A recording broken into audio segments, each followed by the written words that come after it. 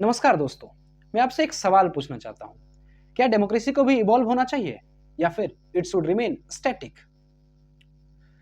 Imagine करिए 1947 में अगर किसी स्टूडेंट या पब्लिक को सरकार से के बीच कोई बात रखनी होती थी तो उनके पास कुछ लिमिटेड रिसोर्सेस ही होते थे। लेटर्स, न्यूज़पेपर्स या फिर पब्लिक की मीटिंग्स। लेकिन आज एक स्मार्टफोन, एक हैशटैग, एक वायरल वीडियो पूरे देश के डिबेट का मुद्दा बन जाता है। तो सवाल यह है, क्या 1947 की डेमोक्रेसी 2026 के डिजिटल इंडिया को गवर्न करने के लिए इनफ है या डेमोक्रेसी को भी टेक्नोलॉजी के अकॉर्डिंग इवॉल्व होना चाहिए?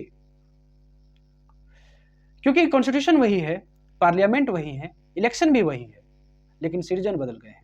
आज सिटीजन सिर्फ वोट नहीं देता, वो हर रोज गवर्नमेंट को ऑब्जर्व करता है, क्वेश्चन पूछता है, एविडेंस मांगता है और सबसे इंपॉर्टेंट अकाउंटेबिलिटी की डिमांड करता है। इसलिए आज का वीडियो किसी पॉलिटिकल पार्टी के फेवर या अगेंस्ट नहीं है। ये वीडियो एक आइडियोलॉजी के बारे में भी नहीं है। ये वीडियो एक प्रिंसिपल के बारे में है, अकाउंटेबिलिटी। रिसेंट प्रोटेस्ट ने एक बार फिर देश को यह सोचने पर मजबूर कर दिया है कि क्या रेजिग्नेशन डेमोक्रेसी की वीकनेस होती है या डेमोक्रेसी की स्ट्रेंथ? क्या पब्लिक का प्रेशर गवर्नेंस को इंप्रूव करता है या इंस्टीट्यूशन को वीक बनाता है? और सबसे बड़ा सवाल, should democracy evolve? John Locke ने लिखा था, government exist by the consent of the governed, यानी सरकार की असली ताकत पब्लिक के ट्रस्ट से आती है। डॉक्टर बी आर अंबेडकर ने कहा था, कॉन्स्टिट्यूशन कितना भी अच्छा हो, उसकी सक्सेस उन लोगों पर डिपेंड करती है जो उसे इंप्लीमेंट करते हैं। तो आज हम सिर्फ एक प्रोटेस्ट की बात नहीं करेंगे, हम बात करेंगे डेमोक्रेसी 2.0 की। हर जनरेशन का एक मूवमेंट होता है, फ्रीडम स्ट्रगल, जेपी मूवमेंट, अन्ना मूवमेंट और आज digital movement, so called Gen Z movement. एक हैशटैग, एक मीम, एक रील कभी कभी पूरी पॉलिटिकल डिबेट का डायरेक्शन बदल देती है। रिसेंट स्टूडेंट प्रोटेस्ट भी सिर्फ एक इशू तक लिमिटेड नहीं रहा, उन्होंने एक बड़ा क्वेश्चन रेज किया, who takes responsibility when institution fail? यहां एक बात क्लियर करना जरूरी है, डेमोक्रेसी का मतलब सिर्फ इलेक्शन जीतना नहीं होता। इलेक्शन डेमोक्रेसी की बिगिनिंग है, एंडिंग नहीं। पॉलिटिकल साइंटिस्ट रॉबर्ट डैहल कहते हैं, democracy means responsiveness to citizen, यानी जब सिटीजन क्वेश्चन पूछता है तो इंस्टीट्यूशन का ड्यूटी होता है उनका जवाब देना। अब आते हैं रेजिग्नेशन के इशू पर। बहुत लोग कहते हैं मिनिस्टर रिजाइन करेगा तो गवर्नमेंट वीक लगेगी, लेकिन हिस्ट्री कुछ और कहती है। डेवलप्ड डेमोक्रेसीज में कई बार मिनिस्टर्स मॉरल रिस्पॉन्सिबिलिटी लेते हुए रिजाइन करते हैं। हर रेजिग्नेशन लीगल गिल्ट का प्रूफ नहीं होता दोस्तों। कभी कभी रेजिग्नेशन पब्लिक ट्रस्ट को रिस्टोर करने के लिए एक कॉन्स्टिट्यूशनल और पॉलिटिकल स्टेप माना जाता है।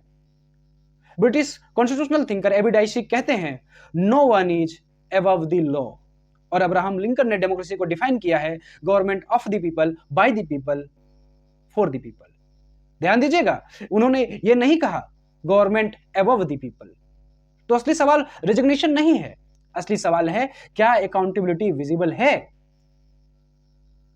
अब मैं इस वीडियो का सबसे इंपॉर्टेंट पार्ट रखना चाहता हूं, डेमोक्रेसी स्टैटिक नहीं होती, डेमोक्रेसी इवॉल्व करती है।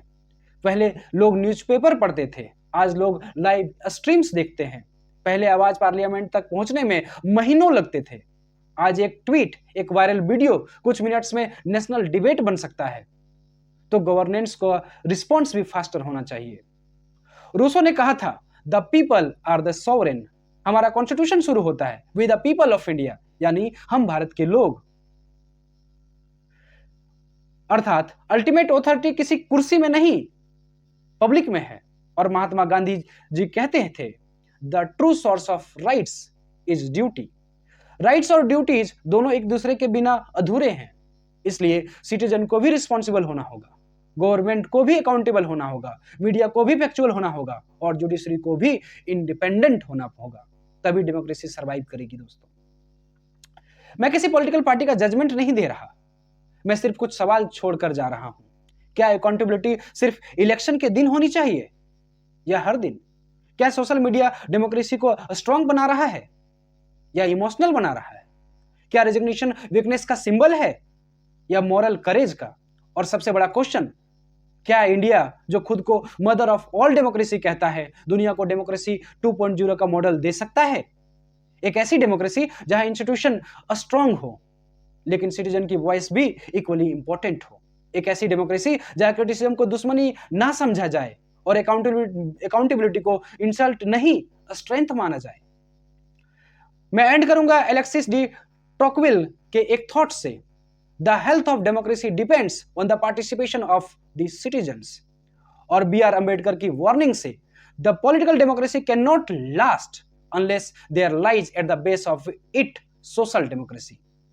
इसलिए यह डिबेट सिर्फ एक मिनिस्टर की नहीं है, यह डिबेट सिर्फ एक प्रोटेस्ट की नहीं है, यह डिबेट इंडिया के फ्यूचर की है।